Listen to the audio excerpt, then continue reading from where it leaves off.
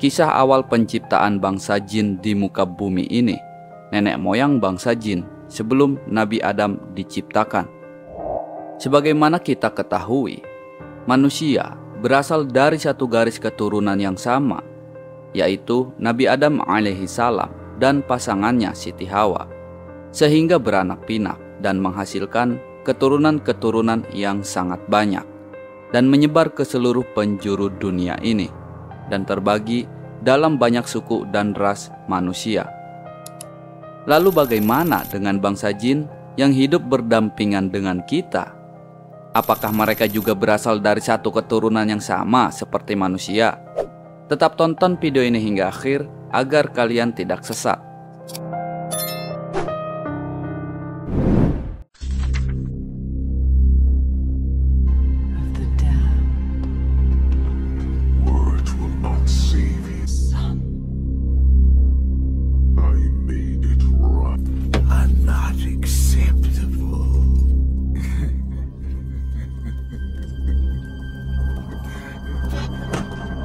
Terdapat di kitab Ahkamul Marjan fi Ahkamil Jan yang disyarahkan oleh Imam Suyuti menceritakan yang awal mula penciptaan bangsa jin.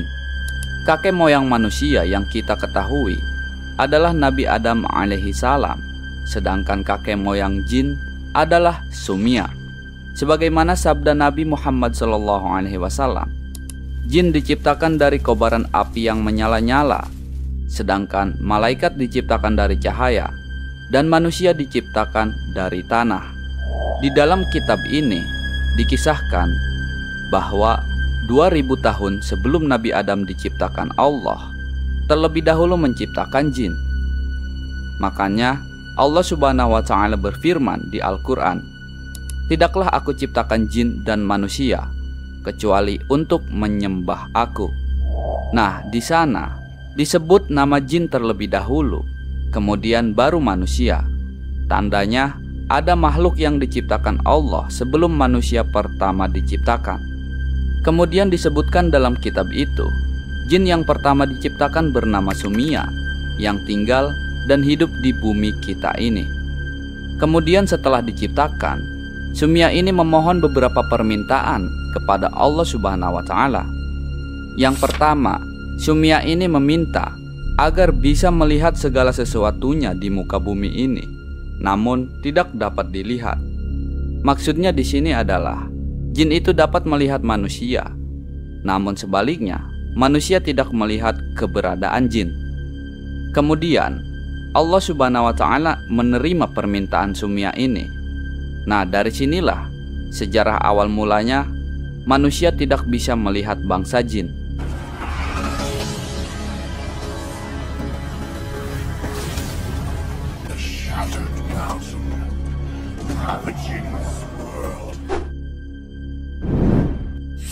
Yang kedua, Sumia ini meminta apabila di antara kami ada yang mati atau wafat, maka jenazahnya langsung dibawa ke bintang surya, tidak dimakamkan di bumi.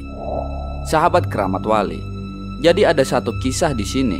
Rasulullah SAW menyuruh Bilal bin Rabah untuk mencarikan sumur dan mengambil air dari sumur tersebut, karena baginda waktu itu mau berwudu setelah jauh berjalan. Akhirnya Bilal menemukan sebuah sumur. Lantas ia mendekati sumur tersebut untuk mengambil air dekat sumur itu. Lalu Bilal meminta izin kepada orang tersebut untuk mengambil airnya. Namun orang tersebut tidak mengizinkan. Kemudian terjadilah perkelahian antara keduanya, dan perkelahian itu dimenangkan oleh Bilal bin Rabah, sehingga lawannya tadi terbunuh. Lalu air tadi dibawa ke tempat Nabi, dan Bilal bercerita, "Ya Rasulullah, tadi ada yang menghalangi saya di sumur tempat saya mengambil air ini." Kata Rasulullah, "Siapa yang menghalangimu?" Bilal pun menjawab, "Ada seseorang ya Rasulullah di sumur itu, sehingga aku terlibat perkelahian dan aku membunuhnya." Lalu Rasulullah SAW menjawab, "Itu adalah jin. Coba sekarang kamu kembali ke sumur itu dan lihat, pasti sudah tidak ada jenazahnya di sana." Nah, Lalu Bilal bin Rabah ini mengecek kembali ke sumur tersebut, dan memang benar, jenazahnya sudah tidak ada. Inilah salah satu bukti permintaan dari Sumia tadi kepada Allah, yang mana dikatakan tiap bangsa jin yang mati, maka jenazahnya akan langsung dibawa ke bintang surya untuk dimakamkan di sana. Jadi bukan dimakamkan di bumi.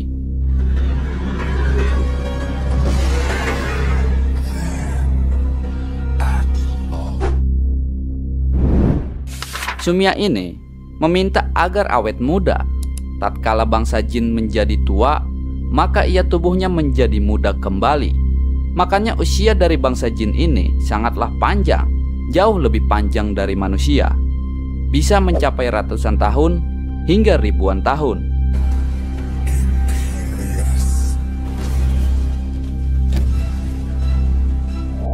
Alkisah, kemudian di suatu hari, Sumia menikah dengan jin pasangannya yang diciptakan Allah. Lalu dari hasil keduanya memiliki keturunan yang sangat banyak jumlahnya, hingga keturunan dari mereka ini mendirikan kerajaan-kerajaan yang sangat banyak juga jumlahnya.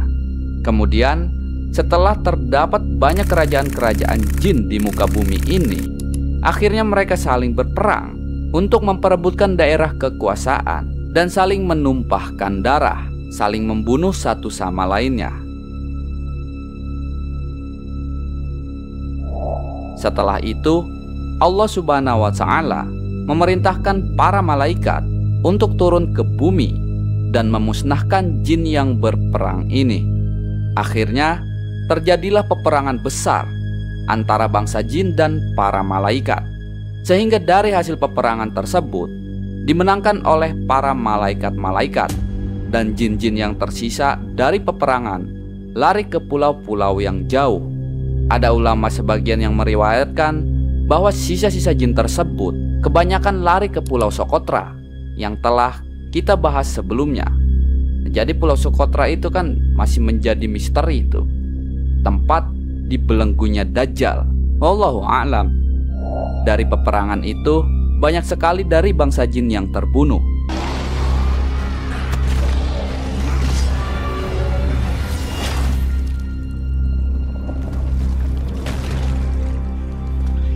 Sahabat keramat wali, nah pada suatu ketika ada telur jin yang menetas yang tak jauh dari tempat peperangan itu terjadi. Karena sebagaimana kita ketahui, cara bereproduksi jin itu berbeda sama manusia ya. Nah, jin itu bereproduksinya dengan cara bertelur. Tatkala telur ini menetas dan mengeluarkan anak jin, lalu ada satu malaikat yang iba dengan anak jin ini. Kemudian mereka tersebut meminta izin kepada Allah Subhanahu wa Ta'ala untuk mengasuh anak jin ini, dan Allah pun memperbolehkannya.